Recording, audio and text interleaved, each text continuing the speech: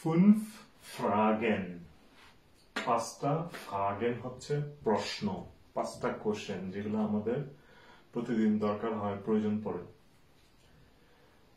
অথবা আমাদের generally basically জানা দরকার। এবং আজকের গঠন আলাদা, প্রশ্নগুলো আমি লিখে ফেলাইছি যাতে আমি বেশি কথা বলতে পারি, অ্যাড করতে পারি, আমার চিন্তা কম করতে হয়। প্রথম 1 নম্বর প্রশ্ন কি, যখন আমরা কারোর কাছে তার অ্যাড্রেস জানতে চাইবো, তার ঠিকানা জানতে চাইবো, এটা নরমাল ঠিকানা হতে পারে, ইমেল হইলে জাস্ট অ্যাড্রেসের আগে আমাদেরকে শুধু ইমেল অ্যাড করতে হবে। প্রশ্নটা কিভাবে হবে, ভি ইজ deine Adresse, এটা হলো নরমাল অ্যাড্রেস। আর ইমেল অ্যাড্রেস হলে কি হবে, V is deine email address, তার মানে আমি তার ইমেল অ্যাড্রেস অথবা অ্যাড্রেস জানতে চাচ্ছি।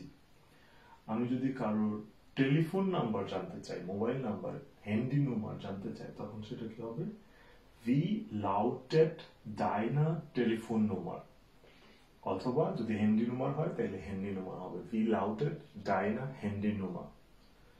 তারপর আমি যদি কারোর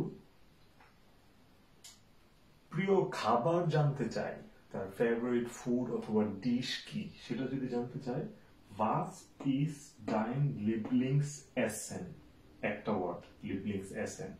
এখন এইটার জায়গায় আমরা আরো লিবলিং আমরা জানি হচ্ছে প্রিয়, ফেভারিট, তো এইটার জায়গায় আমরা কিন্তু চাইলে আরো অনেক কিছু অ্যাড করতে পারি, লিবলিংস জেঙ্গার, প্রিয় শিল্পীকে, ঠিক আছে, লিবলিংস স্টাড, প্রিয় শহর কি, লিবলিংস ফার্বে, প্রিয় কালার কি, ঠিক আছে, এইরকম আরো অনেক কিছু যেগুলো লিবলিং দ্বারা সেন্স মেক করে সেটা আমরা অ্যাড করতে পারি, ঠিক আছে।